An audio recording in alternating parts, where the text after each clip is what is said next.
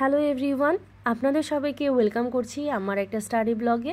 আশা করি আপনারা সবাই ভালো আছেন, আমিও ভালো আছি।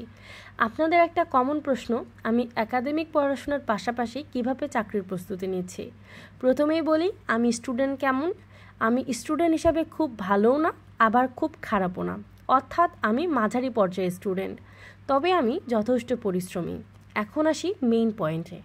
ধরেন আপনার একজন মুমূর্ষু রোগী, হাসপাতালে ভর্তি, আপনাকে হাসপাতালে যেতেই হবে, কিন্তু হাসপাতালে যাবার পথ 3টা, তার মধ্যে কোনো কারণবশত 2টো পথ বন্ধ আর একটা মাত্র পথ খোলা আছে। আপনি নিশ্চয়ই চাইবেন যে একটা পথ খোলা আছে সেই রাস্তা দিয়েই যেভাবেই হোক হাসপাতালে পৌঁছানো। ঠিক আমার লাইফের অবস্থাটাও তেমন হয়ে গেছে। কোনো পথ খোলা নাই, আপাতত যে পথ খোলা আছে সেটা হলো পড়াশোনা করা। আমার যথেষ্ট চাপ থাকে ভার্সিটির পড়াশোনার।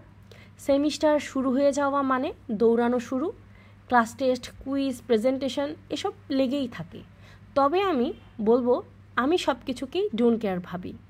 যা কিছুই হয়ে যাক না কেন, আমাকে চাকরির পড়াশোনা করতেই হবে, এটাই আমি সর্বদাই ভাবি। 24 ঘন্টার মধ্যে 24 ঘন্টাই তো আর আমি ভার্সিটিতে থাকি না। যেদিন ক্লাস থাকবে সেদিন এভারেজ 3 থেকে 4 ঘন্টা পড়াশোনা যদি আমি করি, সেটাও আমার জন্য এনাফ। কিন্তু সব কিছুর ঊর্ধ্বে আমাকে চাকরির পড়াশোনা করতেই হবে।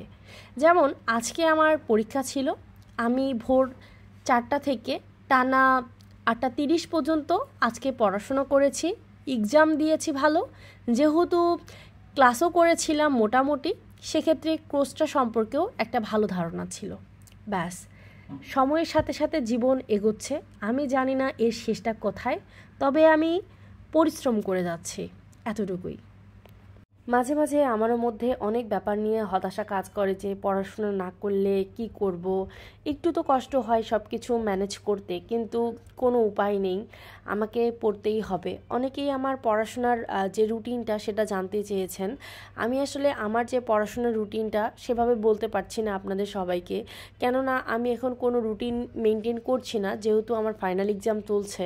সেক্ষেত্রে পড়াশোনার যে ব্যাপারগুলো, আমি যেমন এখন একাডেমিক পড়াশোনাও করি, আবার নন একাডেমিক পড়াশোনাটাও টুকটাক করি, তবে একাডেমিক পড়াশোনাটাই একটু বেশি করতেছি। আমার পরীক্ষা শেষ হয়ে গেলে আমি হয়তো একটা পূর্ণাঙ্গ রুটিন আমার করব, তখন হয়তো সেটা সবার সাথেই শেয়ার করতে পারবো। এখন আমি আপাতত কোনো রুটিন মেনটেন করছি না, এখন আপাতত একাডেমিক যে পড়াশোনাগুলো সেগুলোই করছি, নয়তো রেজাল্ট খারাপ হবে। আবার রেজাল্ট খারাপ হইলেও এটা আমার খুবই কষ্ট লাগে। তাই আর যা হোক না কেন, যে পড়তেই হবে, একাডেমিক এবং নন একাডেমিক দুটোকে একসাথে সামলিয়েই।